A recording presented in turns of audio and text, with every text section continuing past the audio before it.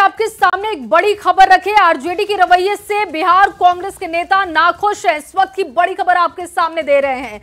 RJD के रवैये से बिहार कांग्रेस नाखुश है, इस बात की जानकारी मिल रही है। राहुल गांधी को हालात की जानकारी दी। राहुल गांधी को बताया गया कि किस तरीके की स्थिति बिहार में बनी हुई है। बिहार कांग्रेस नेताओं का नाराजगी की जो खबर है वो लगातार बढ़ती जा रही है। और इसी बीच देखिए खबर है कि आरजेडी के रवैये से बिहार कांग्रेस नाखुश है। कहा जा रहा है कि जो बिहार में आरजेडी का रुख है, जो उनकी तरफ से बातें कही जा रही हैं, जिस तरीके की स्थिति बना दी गई है, उसको लेकर कांग्रेस के नेताओं में काफी नाराजगी है। और इस बात की जानकारी राहुल गांधी को दी गई। कांग्रेस नेताओं ने राहुल गांधी को हालात की जानकारी दी। आरजेडी के मामले में बिहार के कांग्रेस नेताओं का दिया साथ। और ये पहला मौका है कि जब कांग्रेस हाईकमान बिहार के मामले में दिल्ली से हस्तक्षेप करने और प्रदेश कांग्रेस के नेताओं पर दबाव बनाने को राजी नहीं। कांग्रेस के एक बड़े नेता ने न्यूज 18 को यह जानकारी दी। महागठबंधन में गठबंधन डावाडोल स्थिति में है, इस बात की जानकारी मिल रही है। और देखिए कांग्रेस की तरफ से नाराजगी की खबरें लगातार सामने आई। बिहार में कांग्रेस के कद्दावर नेताओं की तरफ से प्रेस कॉन्फ्रेंस करते हुए टिकट बेचने के आरोप पार्टी पर लगाए गए। लेकिन अब एक जानकारी मिल रही है, ये कांग्रेस के नेताओं से ही जानकारी मिली है। न्यूज 18 को इन्होंने सूचना दी कि महागठबंधन में स्थिति ठीक नहीं है, गठबंधन की स्थिति डावाडोल स्थिति में है। और इसके साथ साथ बिहार में आरजेडी का रुख सबसे बड़ी परेशानी बनी हुई है। संजय कुमार ज्यादा जानकारी के साथ जुड़ चुके हैं। संजय, राहुल गांधी को हालात की जानकारी दी गई है। बिहार में आरजेडी का रुख, उनकी सोच अब दिक्कत कर रही है कांग्रेस के नेताओं के लिए। जया, निश्चित तौर पर बहुत जिम्मेवारी के साथ न्यूज 18 इस खबर को चला रहा है। बिहार कांग्रेस के एक बड़े नेता ने आज न्यूज 18 से बातचीत की है और आरजेडी के रवैये पर गहरी नाराजगी है बिहार कांग्रेस के नेताओं में। और जिस तरीके से पिछले 2-3 दिनों में परिस्थितियां उभर कर सामने आई हैं, वैसे में कांग्रेस के नेता आरजेडी के रवैये को लेकर नाखुश है। सारी स्थितियों की जानकारी राहुल गांधी को दी गई है। एक एक बात की जानकारी राहुल गांधी को दी गई है। उन्हें अवगत कराया गया है बिहार की जो मौजूदा राजनीतिक परिस्थिति है उससे। और राहुल गांधी ने भी स्टैंड अपना क्लियर कर दिया है। वो बिहार कांग्रेस के नेताओं के साथ हैं। बिहार कांग्रेस के जो नेता हैं वो उन्होंने जानकारी जो दी, तो उसके बाद राहुल गांधी ने कहा कि आप अपने स्टैंड पे कायम रहो। सेंट्रल से किसी भी तरह का इंटरफियरेंस जो है वो नहीं होगा। तो जाहिर सी बात है, जिस तरीके से हालात बने हैं और फ्रेंडली फाइट तक ही ये बात नहीं है, जो परिस्थितियां बन गई हैं, वैसे में लगता ही नहीं है कि महागठबंधन में कोई गठबंधन नाम की चीज है। तो कुल मिलाकर जो परिस्थितियां बनी है, संजय देखिए ये आरोप तो पहले से भी महागठबंधन पर रहे हैं और अब देखिए स्थिति तो बहुत खुलकर सामने आ रही है कि 11 सीटों पर फ्रेंडली फाइट की स्थिति बन गई है। अंतर कलह की जो तस्वीर है अब वो खुलकर सामने आ रही है और समझ आ रहा है कि जो सीटों का फॉर्मूला नहीं रख पा रहे हैं ये लोग, कहीं ना कहीं इसकी बड़ी वजह ये अंतर कलह है। देखिए, बिल्कुल एनडीए से बिल्कुल ये दूसरी परिस्थितियां बनी हैं। एनडीए में कोई फ्रेंडली फाइट की स्थिति नहीं थी। हाँ, एक प्रेस कॉन्फ्रेंस उनका नहीं हुआ ज्वाइंटली, लेकिन महागठबंधन में जो स्थिति उभर कर सामने आई है, फ्रेंडली फाइट है, जो मिसकम्युनिकेशन है वो साफ तौर पे दिख रहा है। जो नेता है उनका डायलॉग नहीं हो रहा आपस में महागठबंधन के नेताओं के बीच में। खुद कांग्रेस के नेता मान रहे हैं कि जो एक डायलॉग चल रहा था गठबंधन के नेताओं के आपस में, वो भी डायलॉग कहीं ना कहीं बंद हो गया है। एक अजीबोगरीब स्थिति कायम हो गई है। और इसमें कुल मिलाकर जो कांग्रेस के नेता हैं आरजेडी के रवैये से बेहद नाखुश हैं और सारी परिस्थितियों की जानकारी पार्टी हाईकमान को दे दी गई है। फिलहाल सबसे बड़ी खबर यह कि अब तक के मामलों में सेंट्रल की जो कमेटी होती थी, आलाकमान का इंटरफियरेंस होता था, लेकिन यह पहली दफा है जब कांग्रेस आलाकमान ने भी इस मामले में इंटरफियरेंस से मनाही कर दी है। और कुल मिलाकर सारी चीजें बिहार कांग्रेस के नेताओं को दी गई है कि आप सिचुएशन को टैकल करें, अगर नहीं होता तो आप अपने स्टैंड पर कायम रहें। देखना होगा। और अगर यही स्थिति संजय रही तो आने वाले समय में फिर खामियाजा भी भुगतना पड़ेगा। जीत के दावे चाहे कितने भी कर ले, लेकिन अगर परिस्थितियां जनता को दिख रही हैं तो जनता इसका आकलन जरूर करेगी। बहुत शुक्रिया संजय तमाम जानकारी के लिए। चलिए आगे बढ़ेंगे। कांग्रेस के प्रदेश अध्यक्ष राजेश राम की सीट पर आरजेडी अपने प्रत्याशी को उतारने की तैयारी में है। तो उधर राजेश राम ने भी सोशल साइट एक्स पर इनकलाब का ऐलान कर दिया। राजेश राम ने साफ किया कि दलित दबेगा नहीं, झुकेगा नहीं और अब इनकलाब होगा। मतलब साफ है कि राजेश राम अपनी सीट नहीं बदलने वाले। और ऐसे में क्या आरजेडी झुकेगी? क्या आरजेडी कुटुंबा सीट से दावेदारी ठोक कर कांग्रेस पर दबाव बना रही है?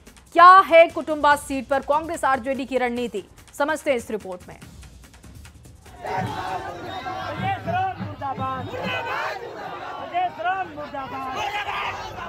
हाथ में आरजेडी का झंडा और जुबां पर विरोध के बोल।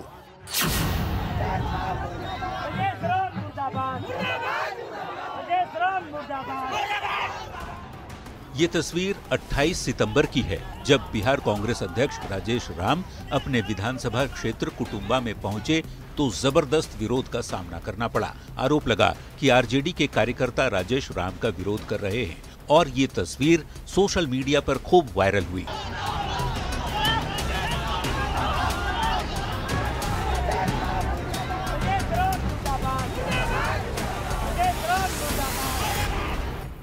अब उसी सोशल मीडिया पर राजेश राम ने हुंकार भरते हुए किसी भी हाल में कुटुंबा नहीं छोड़ने की मंशा साफ कर दी है। शनिवार को राजेश राम ने ऐलान किया, दलित दबेगा नहीं और झुकेगा नहीं, अब इंकलाब होगा। जय बापू, जय भीम, जय संविधान, जय कांग्रेस।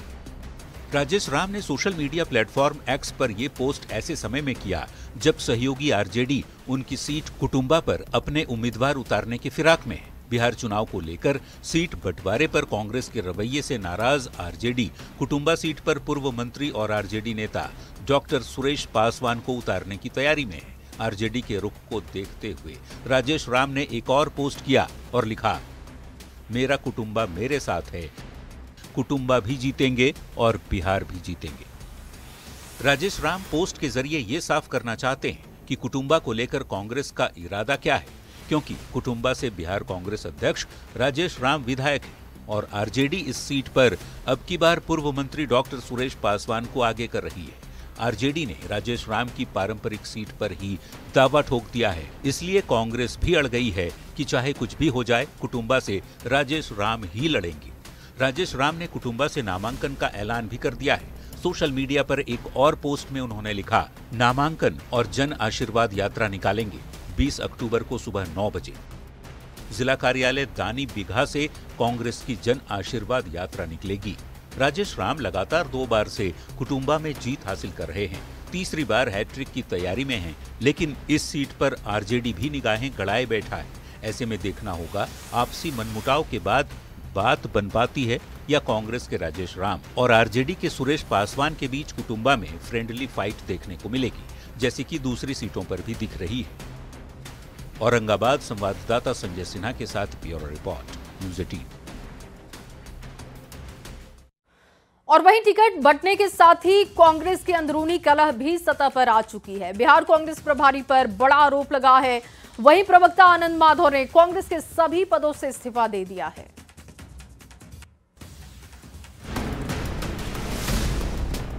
महागठबंधन में सीटों पर सिर फुटअव्वल तो चल ही रहा है, कांग्रेस में सीटों पर कलह भी बढ़ता जा रहा है। नाराज कांग्रेस नेताओं ने प्रेस कॉन्फ्रेंस करके प्रदेश नेतृत्व के खिलाफ मोर्चा खोल दिया है। बिहार कांग्रेस प्रभारी कृष्णा अल्लावरू पर बड़ा आरोप लगाया है। नाराज नेताओं ने कहा है कि टिकट चोर पार्टी छोड़।